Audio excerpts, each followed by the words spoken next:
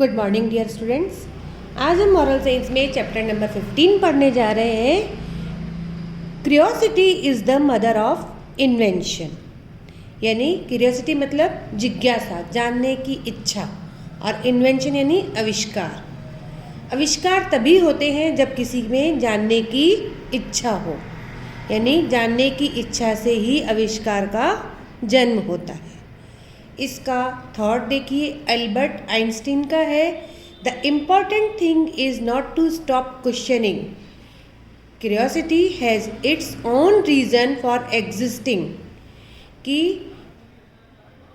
अपनी क्वेश्चंस को, यानी आपके अंदर सवाल चल रहे हैं उनको पूछना, स्टॉप करना ही इम्पॉर्टेंट थिंग नहीं है।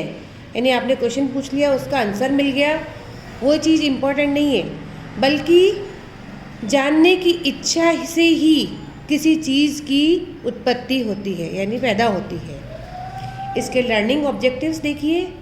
A curious mind is the best tool for making the greatest discoveries.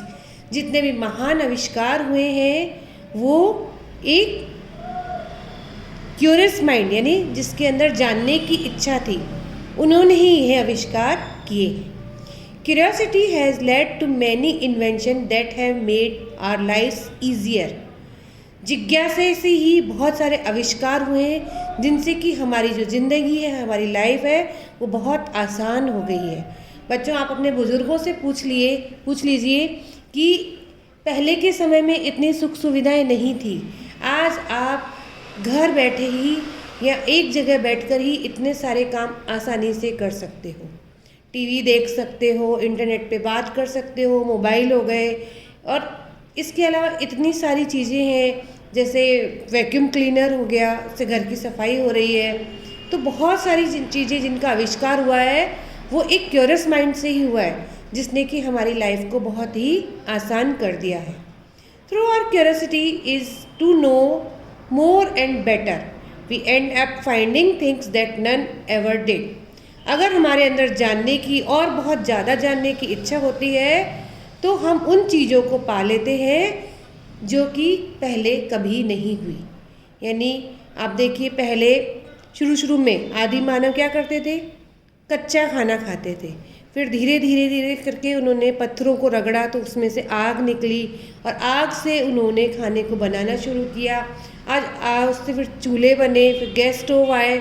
तो आज हमारा जीवन इतना आसान हो गया है। वो क्यों हुआ है?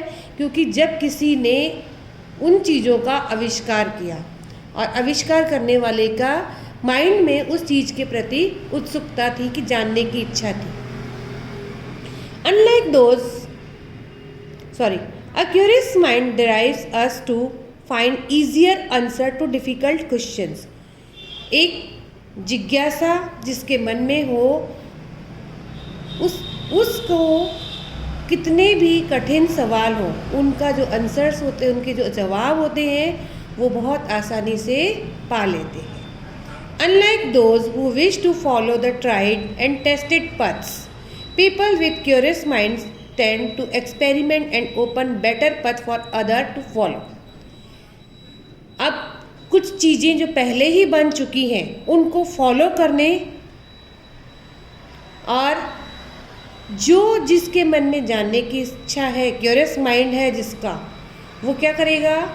बल्कि एक्सपेरिमेंट करेगा, उन चीज़ों के बारे में जानेगा, और ऐसे नए नए तरीके खोजेगा जिससे कि दूसरे उसको फॉलो कर सकें। बच्चों, इस चैप्टर में आपको ऐसी ही महान एक हस्ती के बारे में बताया है कि किस तरह से उन्होंने अपने इस क्यूरियस माइंड से इतनी चीज़ों की खोज की थी।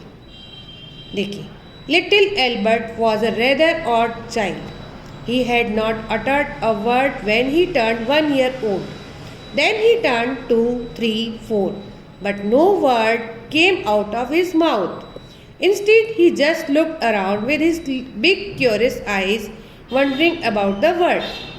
इसमें आपको एल्बर्ट आइंस्टीन के बारे में बताया गया है कि जब वो बहुत छोटे थे, वो सब बच्चों से बहुत ही अलग थे। जब वो 1 साल के हुए तो उन्होंने एक शब्द भी नहीं बोला था। ऐसे ही करके वो 2, 3, 4 साल के हो गए, लेकिन वो बोलना नहीं सीखे।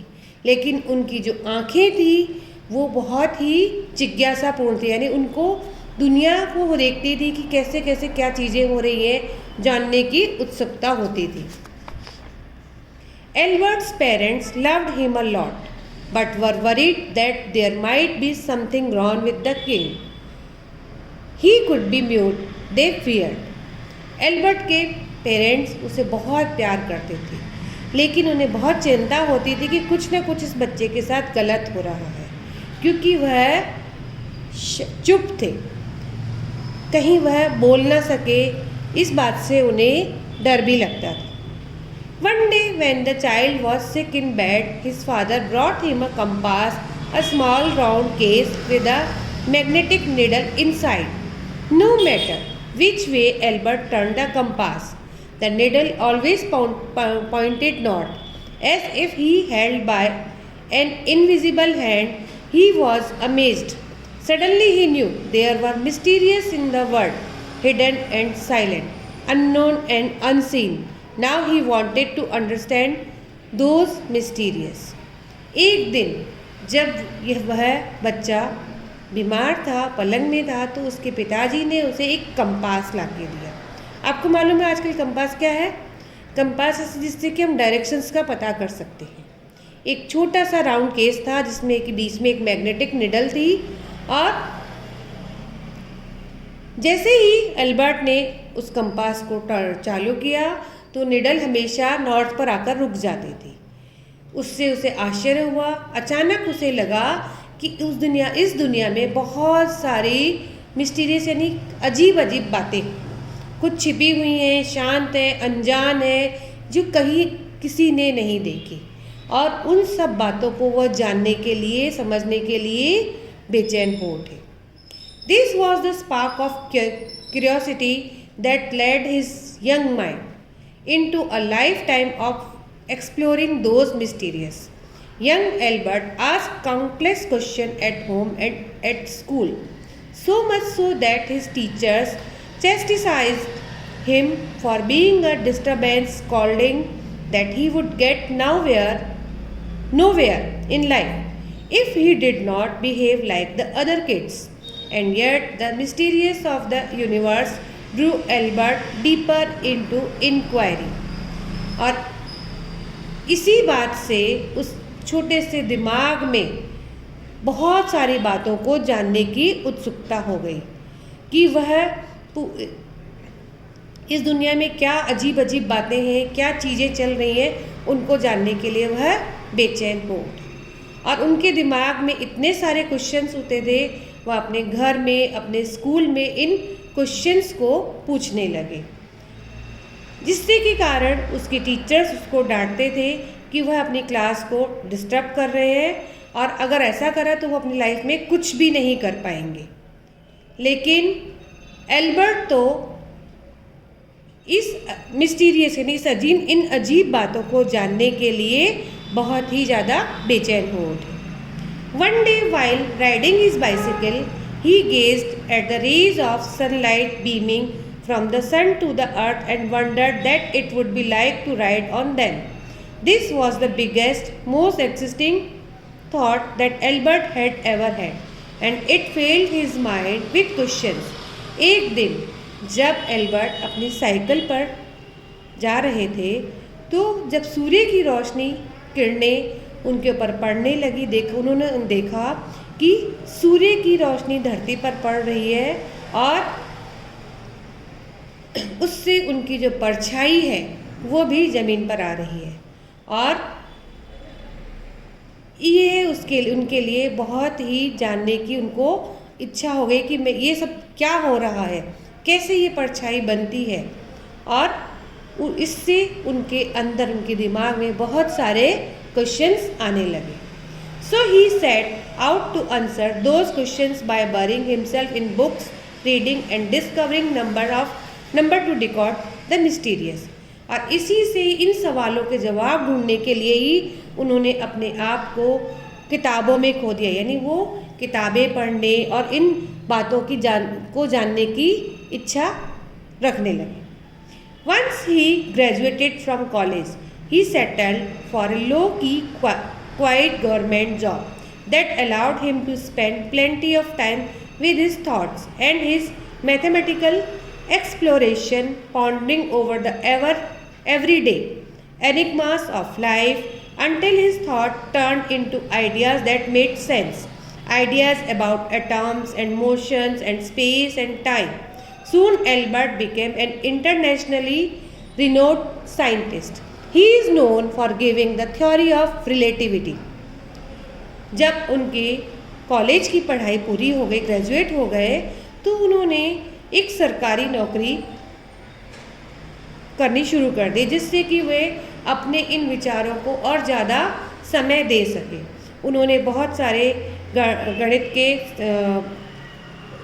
चीज़ें सॉल्व की हैं और लाइफ में इतनी सारी चीज़ें हैं उनके बारे में, जो उनके दिमाग में थॉट्स आ रहे थे, उनको आइडियाज़ आ रहे थे, जैसे एटम्स, मोशन, स्पेस, टाइम, इन सब चीज़ों के बारे में उन्होंने बहुत सारी जानकारी प्राप्त की और जल्दी ही एल्बर्ट एक अंतर्राष्ट्रीय वैज्ञानिक के रूप में जाने लगे और उन्होंने दुनिया को थ्योरी ऑफ रिलेटिविटी का सिद्धांत भी दिया।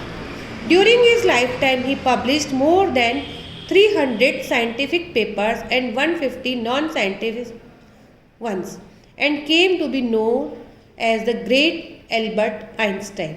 और अपने उन्होंने पूरी लाइफ में उन्होंने लगभग 300 साइंटिफिक पेपर्स और 150 नॉन साइंटिफिक चीज़ें लिखी, खोज की और इसी के कारण आज वो महान एल्बर्ट आइंस्टीन के रूप में जाने जाते हैं।